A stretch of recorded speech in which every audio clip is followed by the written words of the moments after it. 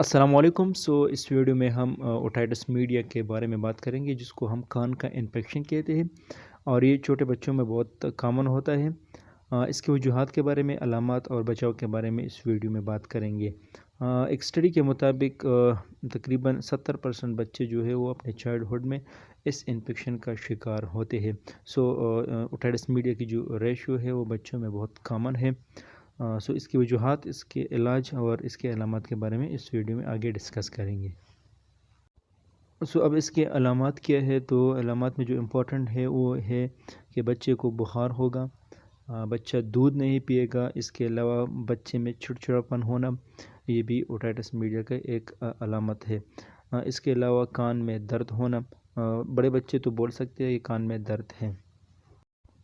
چھوٹے بچے ہاتھ لگائیں گے کان کو، اس کے علاوہ کان سے پس نکلنا، یہ بھی ایک علامت ہے۔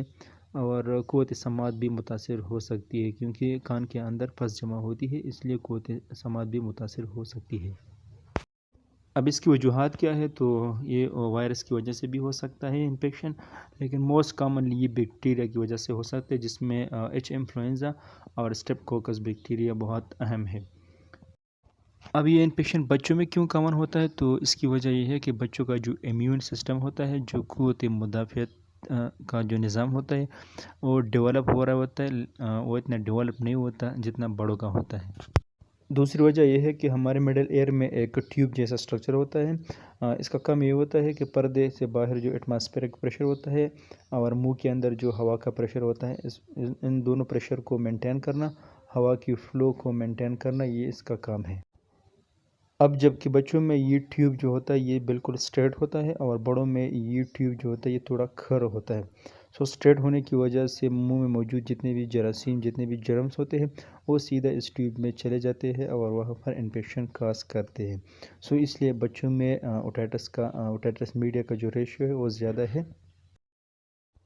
اب اس انفیکشن کو ہم کیسے کم کر سکتے ہیں یا روک سکتے ہیں؟ تو سب سے پہلے آپ نے اپنے بچے کو ویکسینیٹ کرانا ہے۔ ویکسین کا جو شیڈول ہے ہمارا، اس میں ایچ انفلوئنزا، اسٹریپٹوکوکس بیکٹیریا جیسے مائکرو آرگینزم کے لیے ویکسین موجود ہے۔ بچے کو ویکسینیٹ کرائیے۔ اس کے علاوہ بچے کو اسموکنگ والی جگہ سے دور رکھیے، خاص طور پر اس کمرے میں اسموک نہ کریں جہاں پر بچے ہوتے ہیں۔ اس کے علاوہ چوسنی کا استعمال کم کرنا چاہیے، خاص طور پر 12 مہینے بعد تو بالکل بھی اوائڈ کرنا چاہیے۔ اس کے علاوہ بچوں کو ہیلتھی ڈائٹ دینا چاہیے، کیونکہ اس سے بھی انفیکشن کے چانسز کم ہو سکتے ہیں۔ اس کے علاوہ بچے کو سردی سے محفوظ رکھیے، کیونکہ اگر بچے کو فلو، نزلہ، زکام ہو تو یہ بھی اوٹائٹس میڈیا جیسے انفیکشن کو پروموٹ کرتی ہے۔ یہ کچھ ٹپس تھے کہ کس طرح ہم اپنے بچوں کو اوٹائٹس میڈیا سے بچا سکتے ہیں۔ Thank you.